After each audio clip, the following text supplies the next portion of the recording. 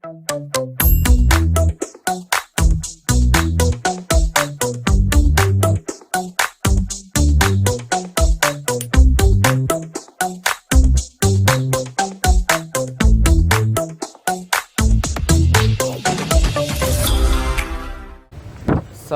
warahmatullahi wabarakatuh.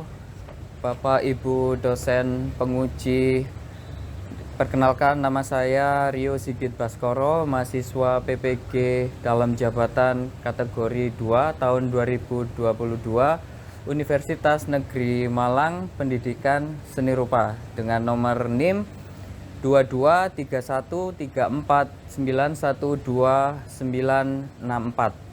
Hari ini Rabu 7 Juni 2023 saya akan melakukan uji kinerja di unit kerja saya di SMA Negeri 15 Surabaya, Provinsi Jawa Timur dengan materi Seni Rupa Murni dan Seni Rupa Terapan.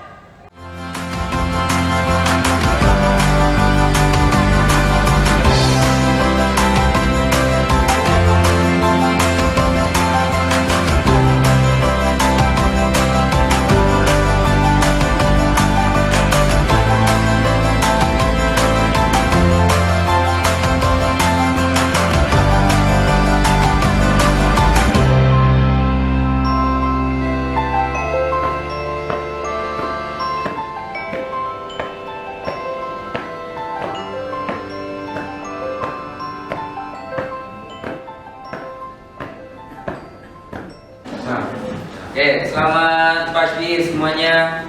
Pagi. Selamat pagi.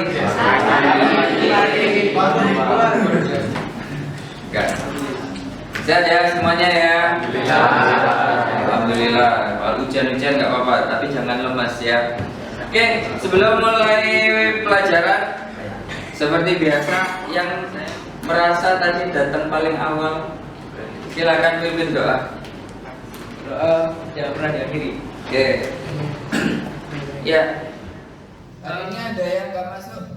Ada yang izin? Ada berapa orang? Satu. Dua. Ada surat izinnya? Sekretarisnya siapa? Oke, silakan diisi dulu jurnalnya. Melanjutkan materi pertemuan minggu lalu tentang seni rupa 2 dimensi dan 3 dimensi. Kali ini kita akan membahas tentang klasifikasi dalam seni rupa. Sambil saya jelaskan sedikit. Nanti kalau misalnya penjelasan saya terlalu cepat, boleh silakan nanti langsung ada yang mau tanya, langsung dipotong aja ya, nggak usah tunggu selesai saya menyampaikan, masih apa aja dulu. Jadi seni murni dan seni terapan. Sebelum kita masuk ke materi, kita kegiatan persepsi dulu ya. Ada yang pernah lihat kampung ini nggak? Belum sama sekali. Belum. Jelas ini serius. Iya. Ini pertama kali. Ini di Kebon Sari loh. Dari gambar pertama ini yang kalian lihat apa? Kampung Cincau. Terus apa lagi? Ada elemen apa lagi di situ? Pura-pura. Ada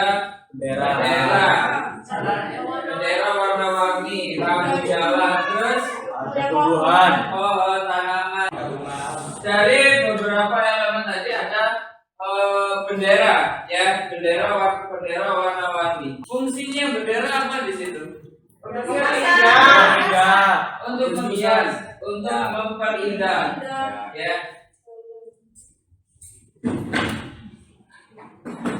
Memperindah, menghias. Nah, sama seperti yang ini, ya. Di kampung satunya ada payung-payung. Ya, ada payung-payung. Fungsinya apa? menambah keindahan, ya. Fungsinya menambah keindahan.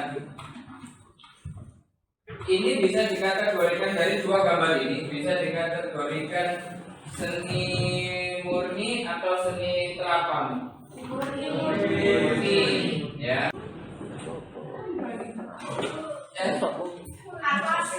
Taman mozaik, ada yang pernah ke sini? Biong.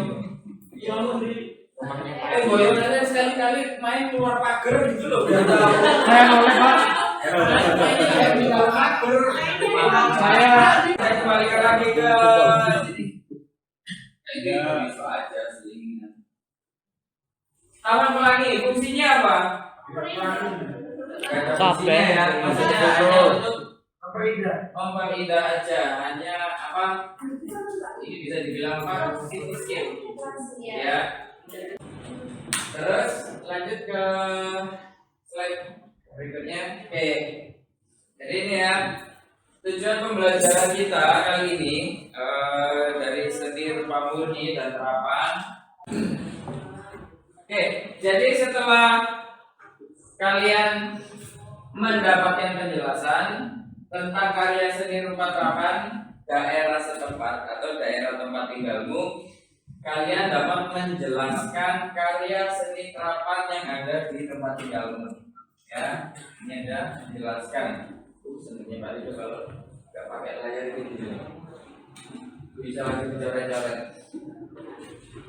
Terus yang kedua, setelah mendapat penjelasan tentang seni terapan daerah setempat, kalian dapat menganalisis, ya, menganalisis karya seni rupa yang ada di daerah tempat tinggalmu, ya.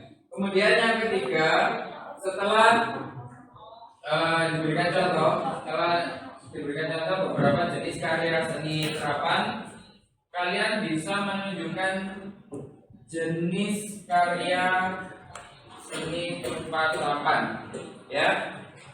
Jadi seni rupa murni dan terapan. Sebelumnya saya mengulang lagi sedikit. Ada yang masih ingat apa itu seni rupa? Seni rupa adalah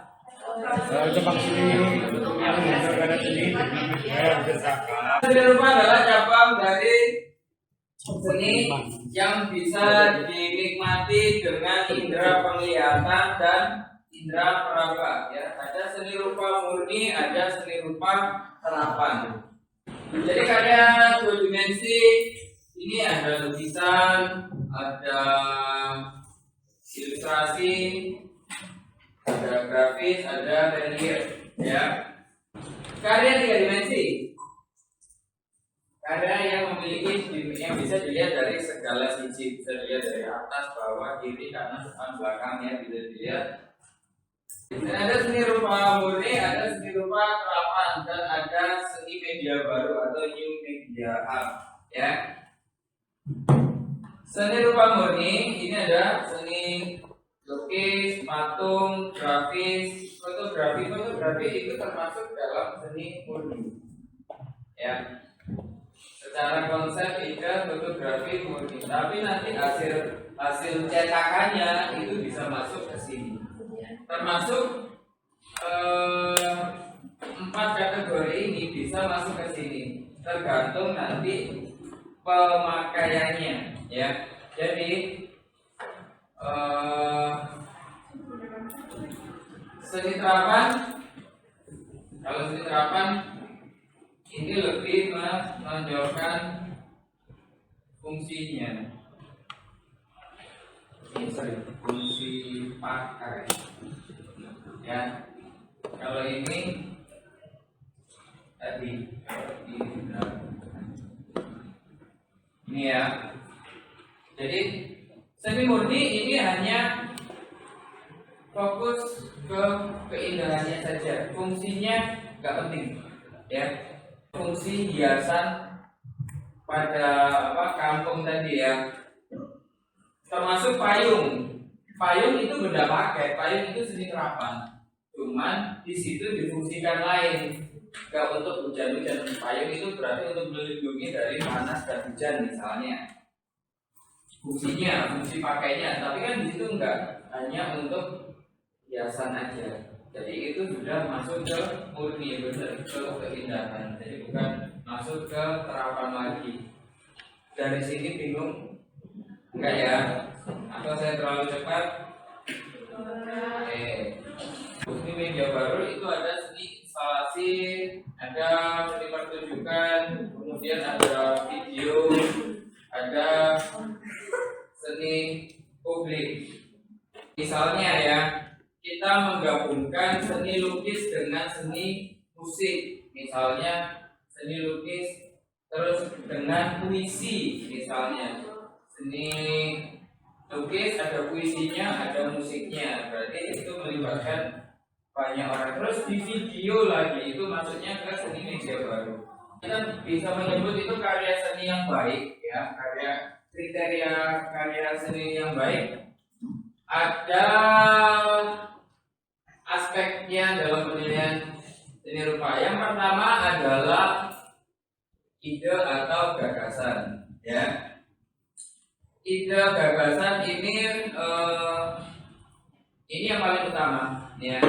Ini paling utama karena ini harus original, harus murni dari idemu. Ini yang mahal. Ide tadi harus dikembangkan dengan kreativitas kita ya, biar kita nggak menjiplak. Karena menjiplak itu kasta terendah dalam pembuatan seni ya. Kita mengembangkan kreativitas, ini berkaitan semua. Misalnya kamu punya ide mau buat kursi goyang bosan kalau goyangnya depan belakang, saya mau buat yang kiri kanan biar kayak orang mabuk. Ya,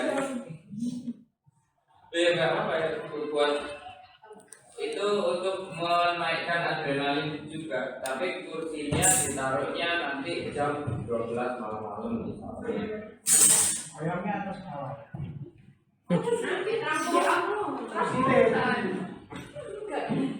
Atas bawah ya bisa aja, nah nggak apa-apa, itu kan masuk ide. Nanti tinggal kamu terapkan ininya aja. Nanti bahannya apa? Kalau misalnya atas bawah itu bisa pakai per, bisa pakai apa sih?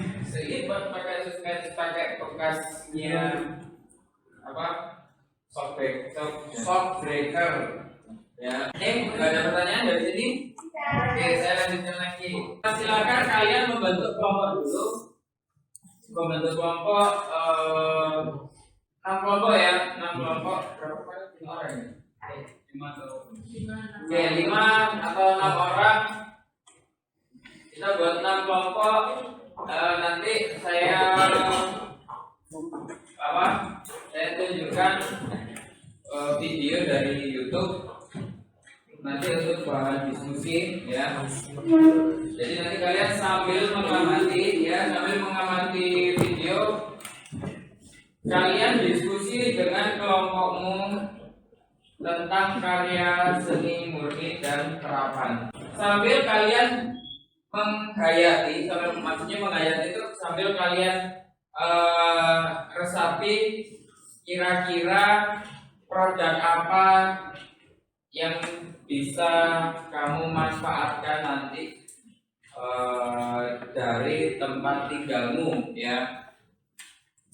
Misalnya apa kemarin saya bilang sulap kemoceng ya. Misalnya kamu mau buat ya, kemoceng, nggak harus dari bentuk nggak harus dari barang mentah. Maksudnya nggak ada dari bahan mentah, bisa juga dari bahan yang sudah ada dimodifikasi. Misalnya kemarin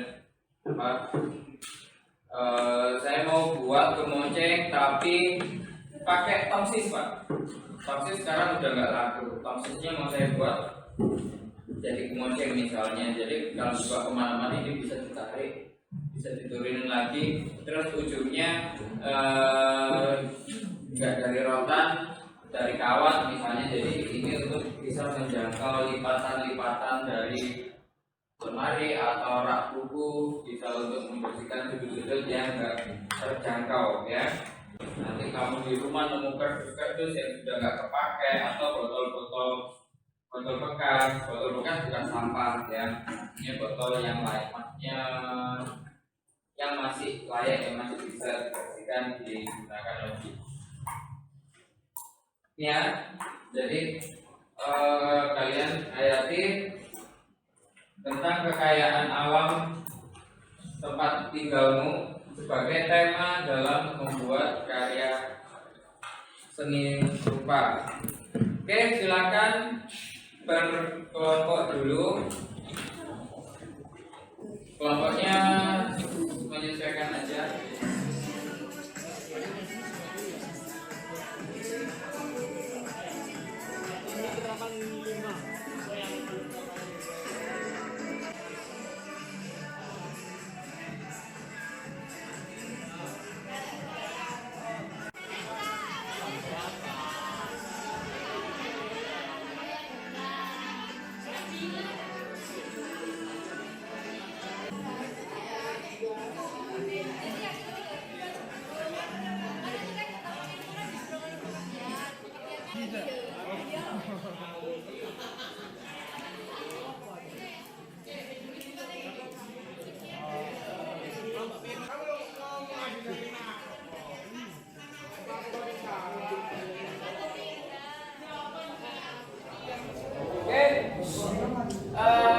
Sudah diskusi kelompoknya?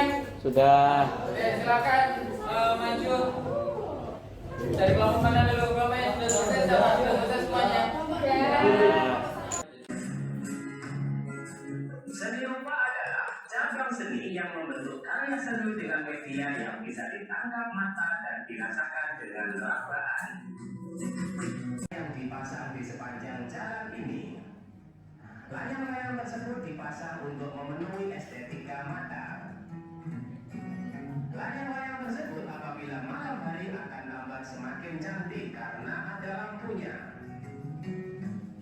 Mendukung fungsi seni murni yaitu patung dijadikan monumen sehingga monumen akan semakin indah.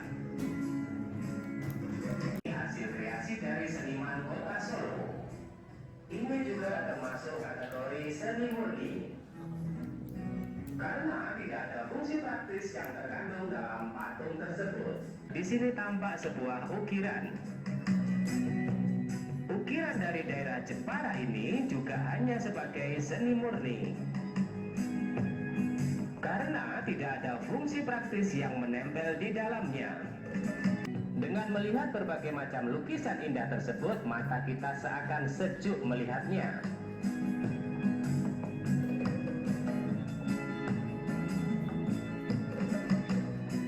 Contoh yang terakhir dalam kategori seni murni adalah patung ini. Nanti yang presentasi di sini aja, atau mau ambil satu kursi lagi di sini dulu, dua boleh. Ya Pak. Gimana? Itu aja Pak. Atau satu duduk, satu berdiri. Oke, silakan kelompok 3. Kasih tepuk tangan dulu ya.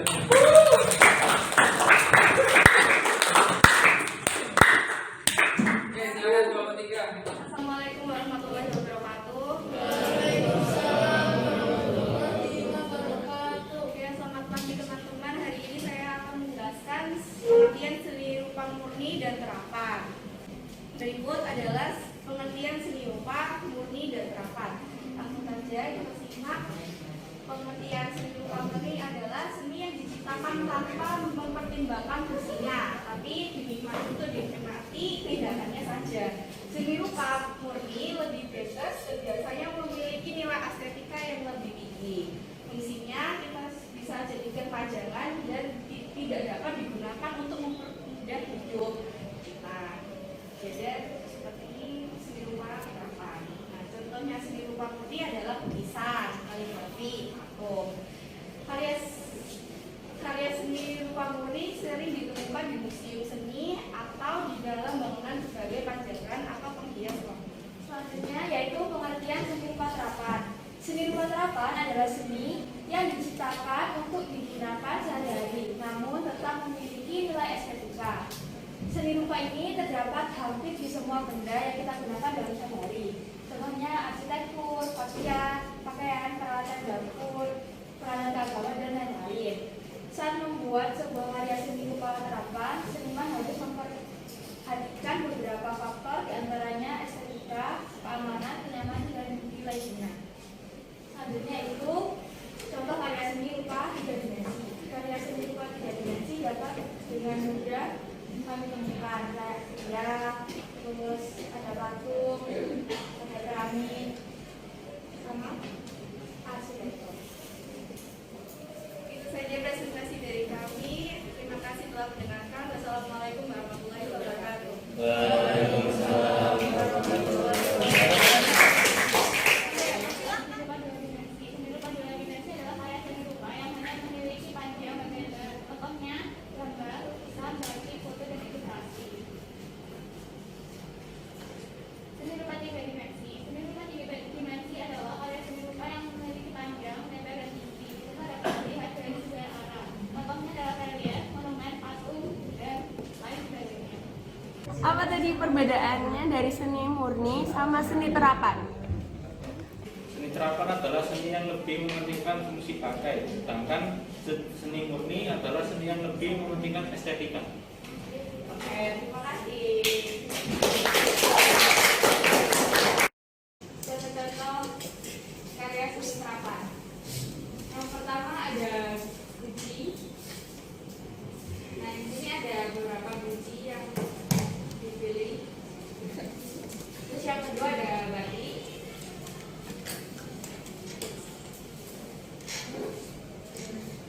Terus ada. Lalu seni rupa terapan itu mempunyai pengertian, yaitu seni yang mengacu pada unsur kegunaan atau fungsi. Contohnya itu antara lain itu ada, kita bisa dilihat di sini ada lampu yang ada hiasan-hiasannya, terus juga ada meja yang ada ukirannya, terus ada figura yang ada ukirannya juga, ada kursi dan juga sepatu. Dan terima kasih presentasi dari kelompok 4. Ya, silakan ada yang mau ditanyakan. Salah satu karya relief di Indonesia. Relief di Indonesia itu salah satu contohnya itu ada relief Karmawibangga dari Candi Borobudur. Jadi itu ceritanya itu pada tahun 1885 Masehi itu kan ditemukan struktur tersembunyi di kaki Candi Bumi Sambara. Nah, kaki tersembunyi itu memiliki relief yang mana 160 diantaranya itu berkisah mengenai Karmawibangga. Jadi Karmawibangga sendiri itu merupakan salah satu relief yang terdapat dalam Candi Borobudur yang mengandung nilai mengenai sebab akibat. Letaknya itu tepat di seberang Museum Karmawibangga di sebelah utara Candi Borobudur.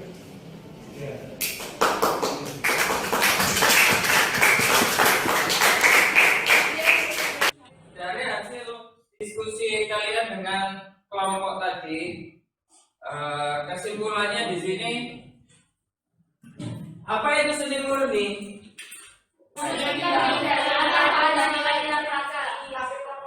Seni yang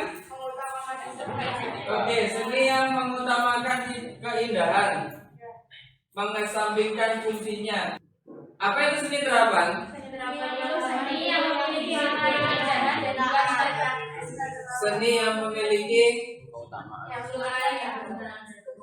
nilai guna, seni yang bisa dipakai, maksudnya benda-benda pakai atau applied art, seni terapan, seni yang digunakan ya. Jadi walaupun hanya benda pakai tetap ada nilai estetiknya. Contoh seni terapan ya yang berfungsi sebagai benda pakai.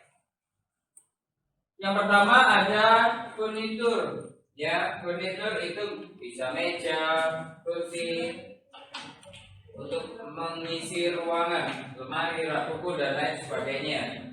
Kemudian ada juga seni seni terapan dalam produk elektronik seperti TV, komputer, laptop.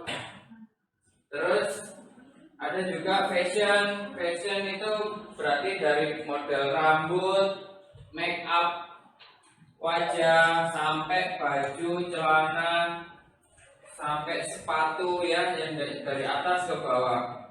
Kemudian pada produk otomotif ya, desain kendaraan. Desain kendaraan itu macam-macam, desain bodinya, desain strippingnya ya, desain warnanya juga. Kemudian corak dan ragam seni terapan pada tiap daerah berbeda-beda ya. Ada 3 yang menentukan perbedaan. Yang pertama adalah letak geografis. Letak geografis itu sangat mempengaruhi ya, karena di situ ada kebudayaan yang berbeda. Misalnya kebudayaan di sektor agraris, misalnya kalian tinggal di daerah pertanian ya, terus ada di daerah perkotaan, terus ada di daerah tepi pantai misalnya, itu juga punya budaya yang berbeda-beda. Di Indonesia sendiri, seni murni, ini saya jelaskannya seni murni dulu ya. Jadi seni murni di Indonesia ini banyak sekali ya. Di Sumatera punya ciri khas sendiri, di Kalimantan juga, dan berbeda-beda. Itulah kekayaan desain kita, maksudnya kekayaan itu tadi, kekayaan lokal yang dimiliki sama negara kita. Terus, kemudian di Jawa sendiri ada desain batik. Desain batik di Indonesia banyak sekali ya, di Kalimantan ya. Jadi selain penerapan pada tarian, jadi di sini bisa digunakan untuk hiasan pada kostum. Di Bali terkenal dengan lukisan ini namanya lukisan kamasan ya.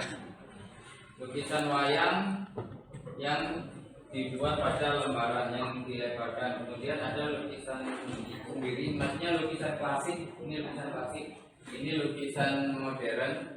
Kemudian ada patung, seni patung. Seperti kita tahu, ya itulah kalau saya fungsinya kita mencintai kebudayaan kita sendiri itu ya kita harus menjaga itu enggak bisa dipakai, bisa disosialisasikan, tapi tidak harus ditinggalkan. Justru ini bisa menjadi identitas. Bukan berarti masyarakat yang maju, masyarakat modern itu meninggalkan sesuatu yang tradisi, yang klasik. Kalau sekarang udah nggak zaman, sekarang udah nggak musik lagi, kita harus menyambut tamu dengan tarian misalnya, harus menggunakan kostum ini, menggunakan hiasan ini. Enggak, justru kita harus melestarikan ini.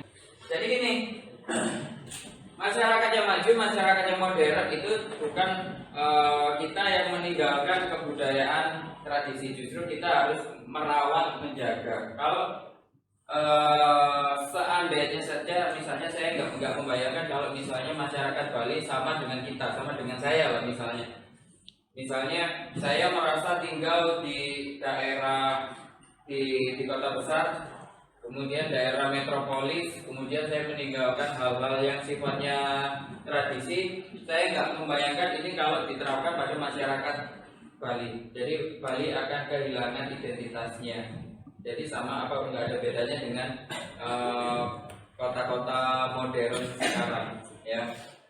Seni terapan juga sangat berkembang, difungsikan dalam berbagai macam benda pakai ya. Misalnya ada rumah adat, baju daerah, kemudian apa tadi yang disebutkan kelompok berapa tadi, senjata ya. Terus apa lagi?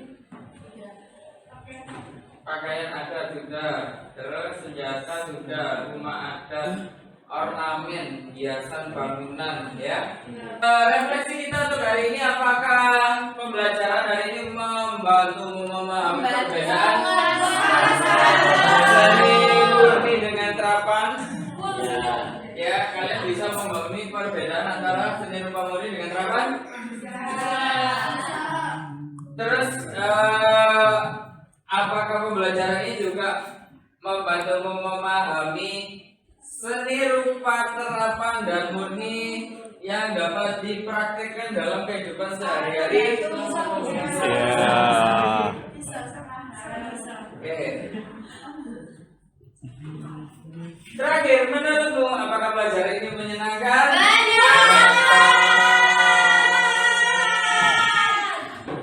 Terima kasih. Untuk materi minggu depan, kita masuk ke seni terapannya, masuk lebih mendalami lagi ya, membuat konsep ide, kemudian membuat desain, kemudian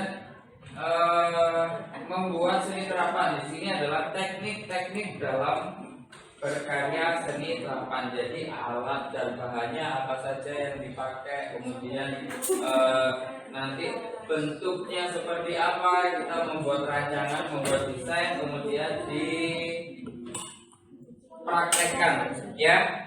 Oke, untuk pertemuan berikutnya jangan lupa kalian membawa buku gambar ya, buku gambar untuk membuat sketsanya. Kita mendesain, membuat konsepnya dulu, membuat konsep, kemudian mendesain. Nanti kalian merancang dari bahan apa, misalnya dari bahan bekas, dari botol bekas atau ranting-ranting pohon, bisa kalian manfaatkan untuk kerajinan yang bisa digunakan di dalam kehidupan sehari-hari. Oke, dari sini ada pertanyaan? Tidak. Ada yang mau ditanyakan? Sebelum kita akhiri pelajaran, biar kita tambah semangat, satu orang memimpin menyanyikan lagu nasional. Pelajaran pada kali ini, mari kita menyanyikan lagu Pada Negeri terlebih dahulu. 3.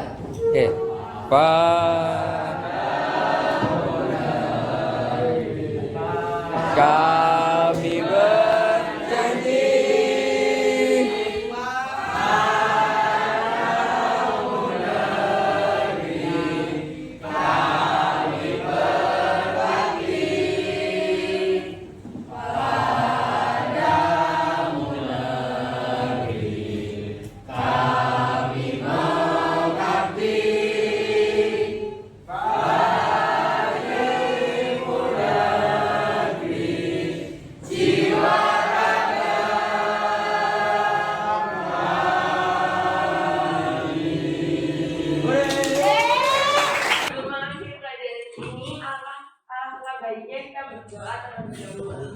doa sesuai keyakinan masing-masing. Doa mulai.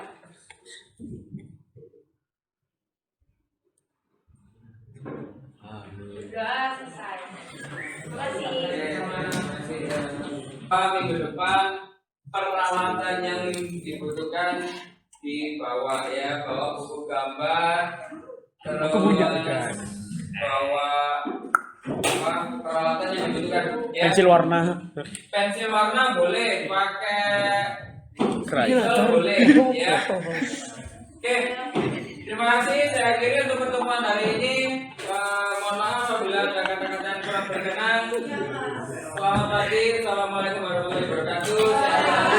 Semoga Tuhan tidak mengizinkan kita sakit. Terima kasih.